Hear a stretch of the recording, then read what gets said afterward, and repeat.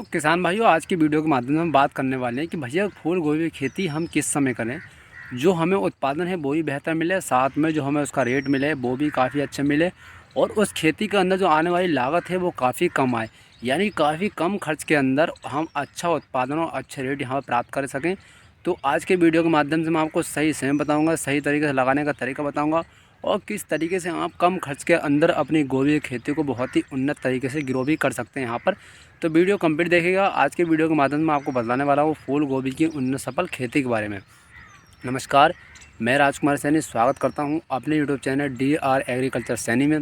किसान भाइयों, वीडियो अगर अच्छा लगे तो वीडियो को लाइक कर देना और चैनल पर अगर नए जुड़े हैं चैनल को सब्सक्राइब भी यहाँ पर कर देना, क्योंकि इस तरीके की और वीडियो हम अपने चैनल पर अपलोड करते रहते हैं। चलिए, तो किसान भाइयों, जैसे कि आप जानते हैं इस समय जो है फूल गोभी का रेट जो है काफ़ी डाउन चल रहा है। तो फूल गोभी का रेट जो है काफ़ी डाउन चल रहा है, तो इस समय हमारे पास एक अच्छी अपॉर्चुनिटी है फूल गोभी की खेती करने के लिए।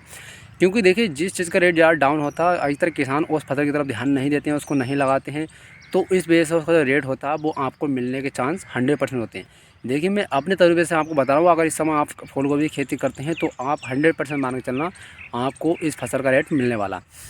दूसरी बात ये है कि जैसे कि आप देख रहे हैं दिसंबर का महीना चल रहा है। अगर दिसंबर के महीने में आप फूल गोभी की खेती करते हैं तो लागत बहुत कम लगानी पड़ेगी। क्यों? क्योंकि देखिए, फूल गोभी जो होती है उसको न्यूनतम टेम्परेचर चाहिए होता है। तो जैसे कि आप जानते हैं दिसंबर के बाद सर्दी रहती है। तो जब सर्दी रहती है तो आप कम लागत के अंदर और कम खर्च के अंदर इसको अच्छी तरीके से ग्रो कर सकते हो। क्योंकि होता है क्या, जब कोहरा पड़ता है और जब आपकी ओस पड़ती है तो उससे होता है क्या, गोभी की फसल जो होती है ऑटोमेटिकली ग्रो करती है। यानी आप बहुत कम लागत देकर भी इसको अच्छी तरीके से ग्रो कर सकते हैं।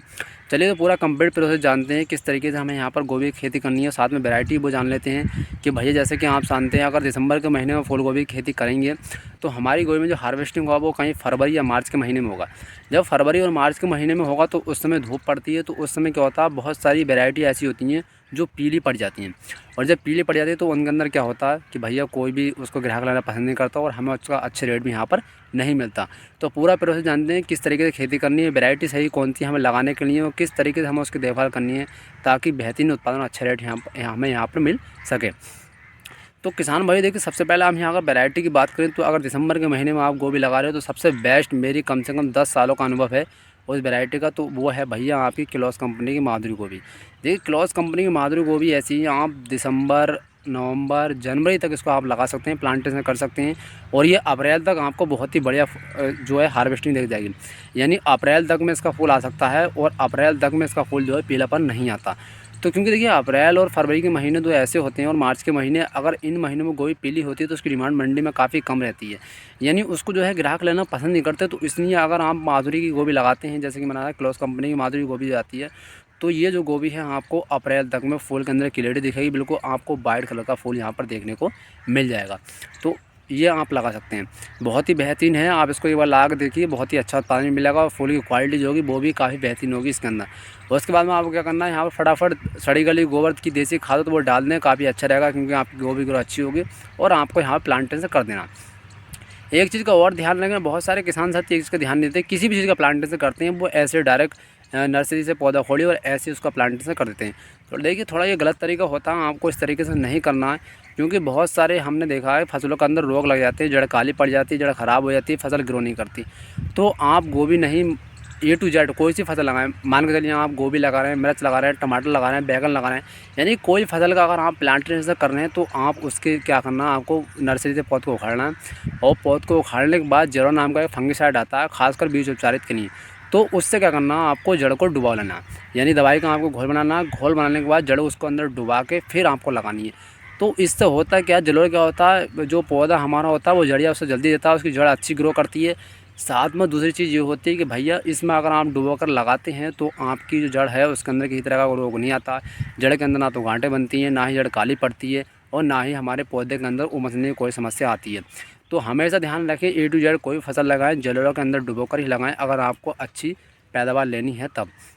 साथ में अगर आप इस तरीके से लगा दें तो आपकी फसल होगी इसमें कभी भी कोई सूख नहीं आएगी, ये मेरा वादा है। तो आपको फटाफट प्लांटेशन करना। प्लांटेशन करने के बाद अगर आप इस समय चाहें तो केवल और केवल एकमात्र यूरिया से हम अपनी फसल को पाल सकते हैं।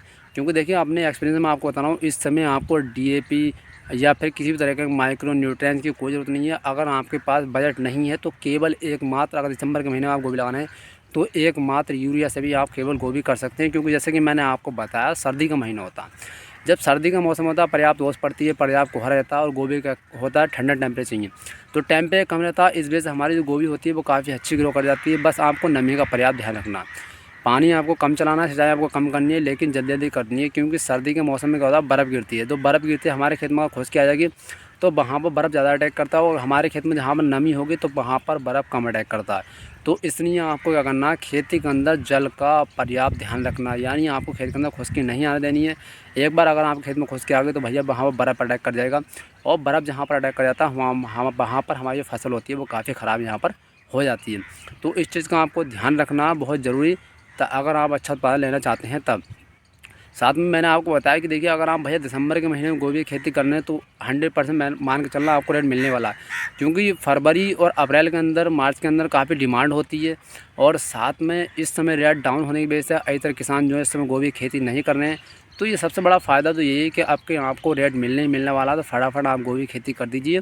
बहुत ही बढ़िया रेट मिलेगा। और वैरायटी जैसे कि मैंने आपको बताया, वैरायटी बहुत ज़्यादा ध्यान रखना, अपनी आजमाई वैरायटी लगाएं। अगर आपके पास आजमाई वैरायटी नहीं है तो आपको जो मैंने बताया क्लॉस कंपनी की ये वैरायटी भी आप लगा सकते हैं, क्योंकि इसका बहुत ही बड़ा रिजल्ट है और काफ़ी अच्छा इसका फैक्टर भी है।